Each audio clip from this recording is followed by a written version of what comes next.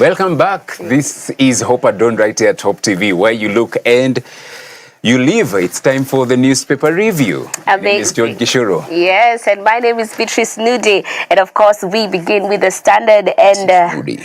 Yes, Mrs. Nudi. I think I should start putting it that way. My name is Mrs. Nudi. Hallelujah. Nudi. Yeah. Mr. Nudi, wherever he is, will be very excited. He'll be too excited. Anyway, we start off with the Standard, and the top page here is has an interesting headline: Reckless Duo. Okay, the government seems to be playing down what everyone sees as a diplomatic blunder. Khartoum has said hosting the Rapid Support Force is a hostile act and should be condemned by the international community.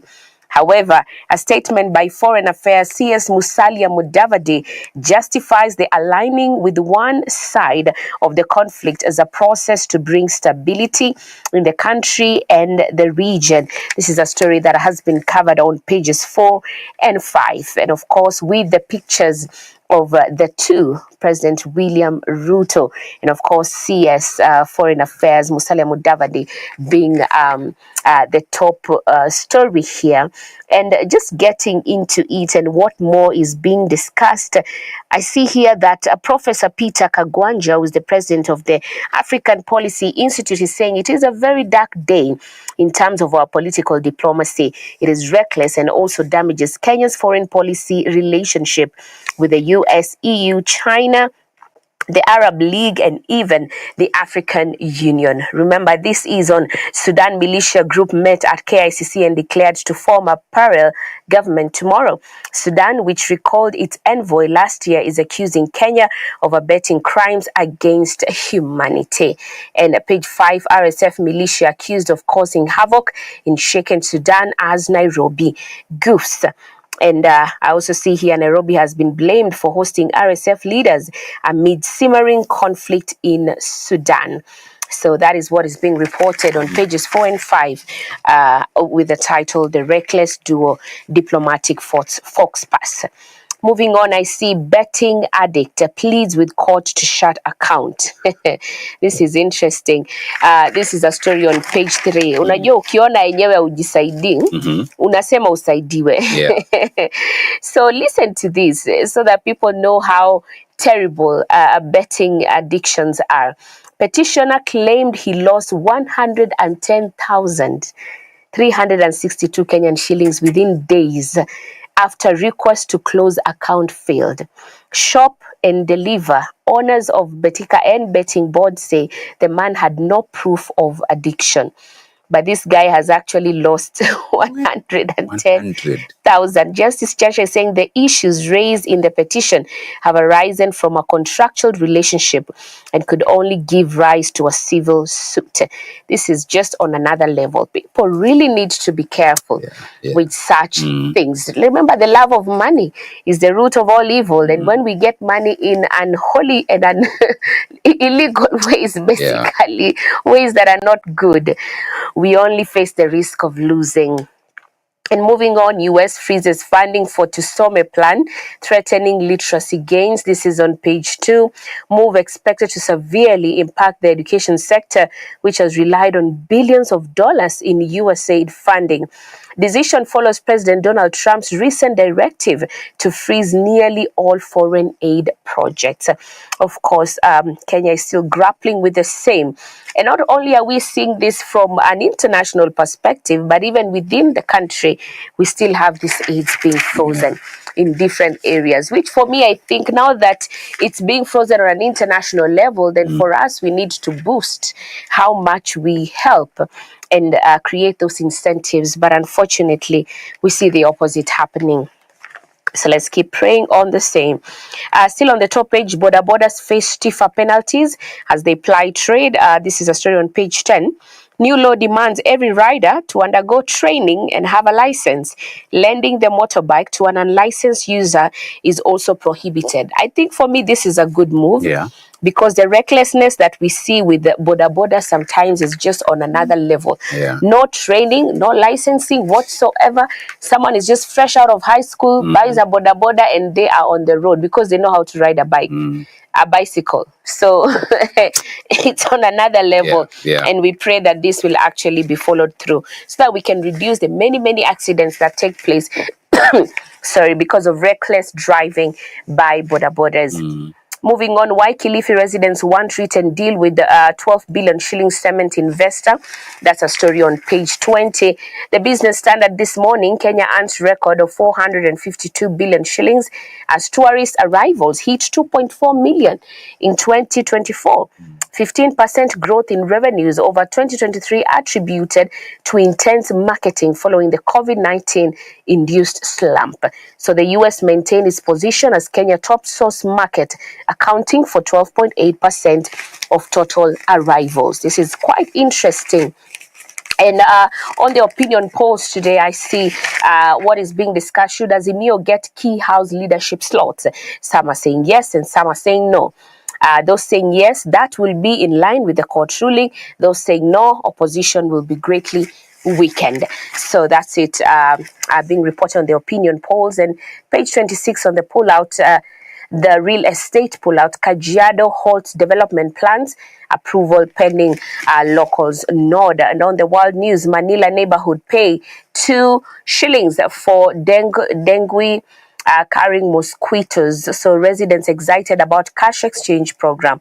Philippines most affected in Western Pacific region. And lastly, on the sports pages, Mourinho eyes perfect control of Europa League. That's on page 40. Then page 39 on the Kenya Magical Open, set to take place between today and the 23rd of February. Dutchman Darius van Driel puts his title on the line. And that's it for the Standard. Right, let's look at the Daily Nation. The headline, Koome, top judges fight for survival. There is a reprieve. The High Court has blocked the Judicial Service Commission from proceeding with petitions seeking the removal of the 7 Supreme Court judges, even as the exercise was entering a critical stage, following which the officials would have been cleared or told to face a tribunal. This comes amid an onslaught by some senior lawyers and the judiciary's tense relations with President William Ruto's government.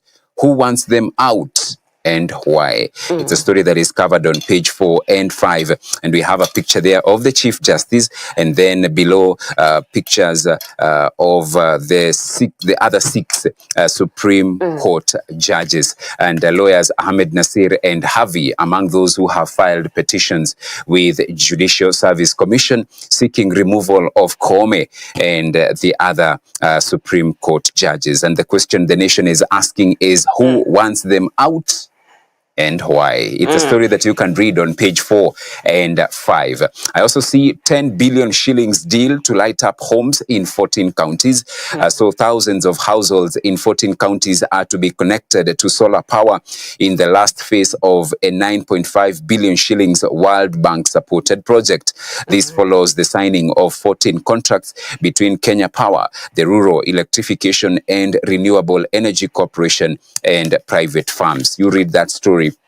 Some good news there, as those thousands of households will now be connected to solar power. Page 14 is where you can read that story. And then I see Briton vanishes a day after arriving in Kenya. Now the DCI is seeking Interpol's help to trace man who is aged 58.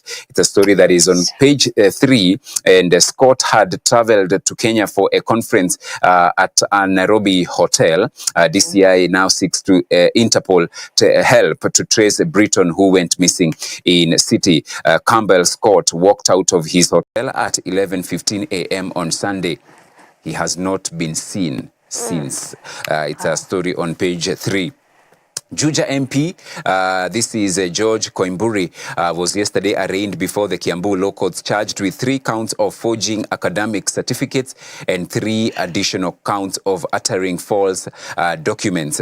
So you can read that. Initial reports had suggested that his arrest was linked to his claims on Sunday that the government had spent nearly 13 billion on ODM leader Raila Odinga's unsuccessful bid for the African Union Commission chairmanship.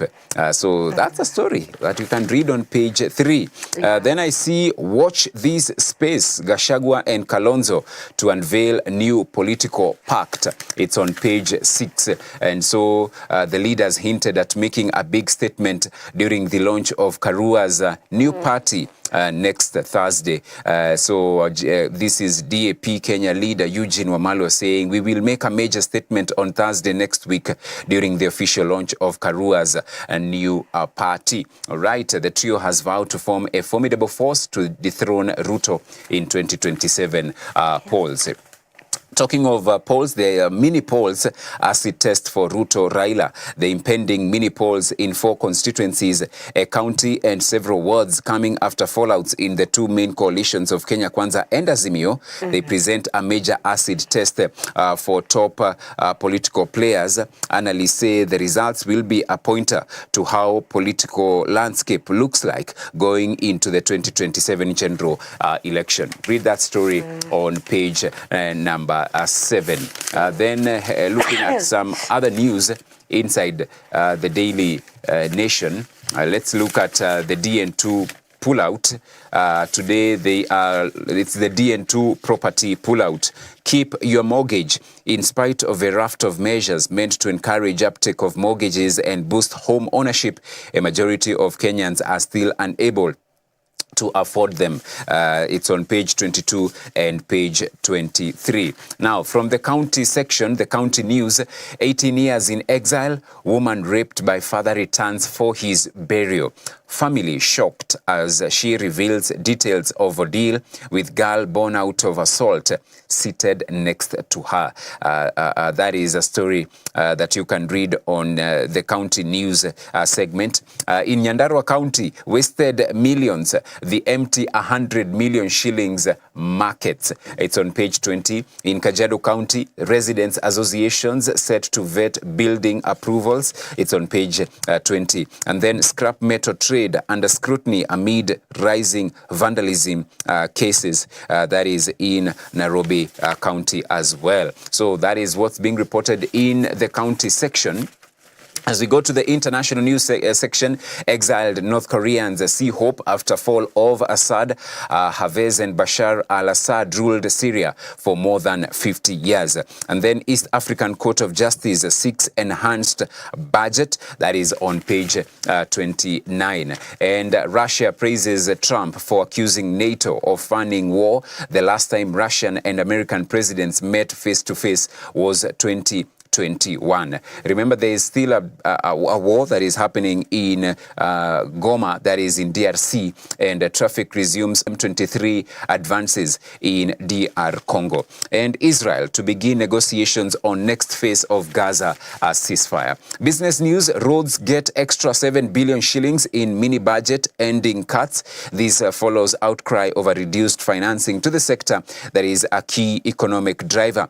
And millers mop up 1.24 million bags of wheat. That is in the business section. The back page, alarm over 68 billion shillings gap for HIV primary healthcare. Ministry officials left scratching their heads after National Treasury fails to allocate cash. CS says Trump aid freeze will hit TB, malaria and HIV patients hard. And then I see failure to enforce rule for tourists exposes Kenyans to diseases. Those are stories covered on the back page. Some sports news. It's the 2025 Magical Kenya Open kicks off today and will be running for the next 4 days. And Dutchman Van Driel eyes rare back-to-back titles at Muthaiga, reigning champion among a clutch of past winners chasing a second crown in this 324 million shillings DP World Tour event. And then a big showdown of 1,000 elite athletes have been confirmed for the World Athletics Gold Tour event, that is the Sirikwa Classic. Faith versus Agnes, 2 world record holders, 3 records, 1 mission. That is covered in the sports pages. And quickly, the Business Daily. China secures majority of Kenya Adani type projects. State-owned firm CRBC leads Chinese shift to PPPs. US, UK, Portugal joined second in race for big ticket deals. I see Mudavadi office denied extra 1.6 billion shillings in new budget, and Mudavadi's office was pushing to nearly triple his budget for the year starting July to 2.6 billion amid the quest to cut on extravagant spending in the government. And instead of the 2.6 billion, the office has been allocated 930.9 million for the 2025-26 financial year. And Kenya defers full control of SGR operations by December 2025, revising an earlier target of June 2025.